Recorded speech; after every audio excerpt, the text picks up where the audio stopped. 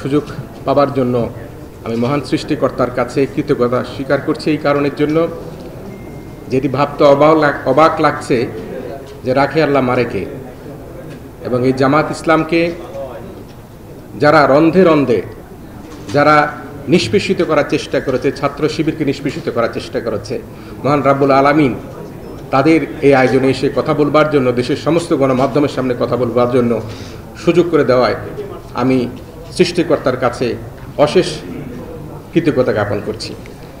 Doctor Shafiqur Rahman সাহেবকে আমি বেশ ফলো করি। তার বক্তব্য, তার মার্জিত ভাষা, তার উচ্চারণ, তার শিষ্টাচার, তার আনুগত্য মহান সৃষ্টিকর্তার প্রতি সব কিছু আমি ফলো করি। আপনারা দেখেছেন তিনি হিন্দু সম্প্রদায় এবং বৌদ্ধ সম্প্রদায়ের সাথে যেদিন বসেছেন, তিনি বলেছিলেন যে আমরা একই মায়ের গর্ভে জন্মগ্রহণ করেছি, একই পিতার সন্তান, একই বাগানের অভিন্ন ফুল, সুতরাং আমাদের মধ্যে কেন ভেদাভেদ থাকবে। তিনি বন্যা দুর্গতের কাছে যখন ত্রাণ নিয়ে গিয়েছেন, কি মার্জিত বক্তব্য তিনি দিয়েছেন। তিনি বলেছেন আজকে আমরা ত্রাণ দিতে আসিনি, আমরা প্রত্যেকে ত্রাণ দিতে গিয়েছি। তিনি বলেছেন আজকে আপনাদের এখানে আমরা মেহমান হিসেবে এসেছি, আসার সময় আপনাদের জন্য কিছু উপহার নিয়ে এসেছি। আমি জামায়াত ইসলামের সম্মানিত আমির ডাক্তার শফিকুর রহমান সহ মঞ্চবিষ্ট সকলকে ধন্যবাদ জানাই যে আপনারা আজকে আমাদেরকে আমন্ত্রণ জানানোর জন্য। আমি একটা কথা বলতে চাই, আজকে গণমাধ্যমের প্রতিনিধিদেরকে আপনারা ডেকেছেন, এখানে সম্পাদক মহোদয়রা আছেন, উপসম্পাদকরা আছেন, চিফ রিপোর্টাররা আছেন, বার্তা সম্পাদকরা আছেন। আমাদের একটাই প্রত্যাশা থাকবে, সেটি হচ্ছে গণমাধ্যম যাতে গণমানুষের কথা বলতে পারে, গণমাধ্যম যাতে গুম খুন, অত্যাচার, অন্যায়, ব্যাংক ডাকাত, ব্যাংক লুট, এই ধরনের ঘটনাগুলো তারা গণমাধ্যম তুলে ধরতে পারে। গণমাধ্যম যাতে নিষ্পেষিত মানুষের কথা বলতে পারে।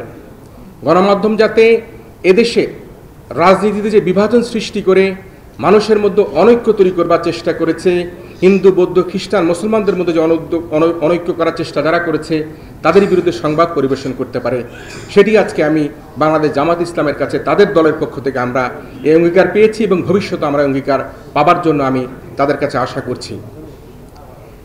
আপনারা দেখবেন যখন একজন ব্যক্তি মেম্বারের কাছে বিচার পায় না, চেয়ারম্যান সাহেবের কাছে বিচার পায় না, আদালতে বিচার পায় না, নিম্ন আদালত, উচ্চ আদালত, কোথাও যখন বিচার পায় না, তখন গণমাধ্যম তার পাশে এসে দাঁড়ায়।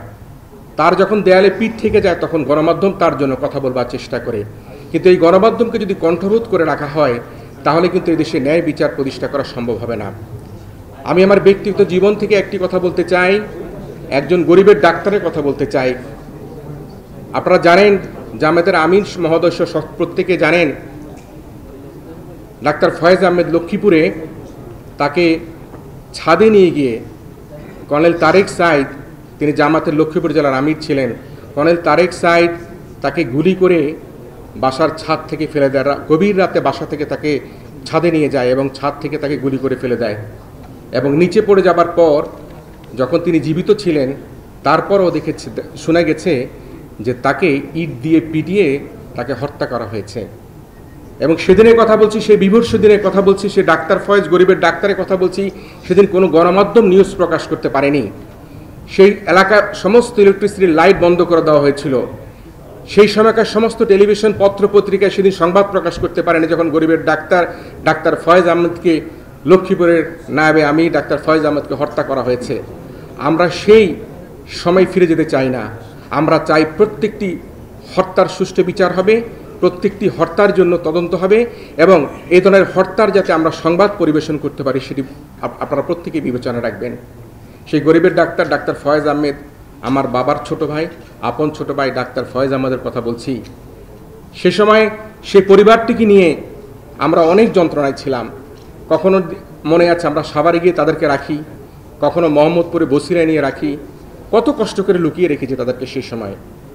আজকে মহান রাব্বুল আলামিন তাদেরকে সেই সুযোগ করে দিয়েছে, তারা এখন আপনাদের সামনে এসে কথা বলতে পারছে। সুতরাং সেই সময় গরিবের ডাক্তার খ্যাত ডাক্তার ফয়েজ আহমেদের মৃত্যুর সংবাদ যেতে আপনারা প্রকাশ করতে পারেননি, আমরা প্রকাশ করতে পারিনি। এখন সময় এসেছে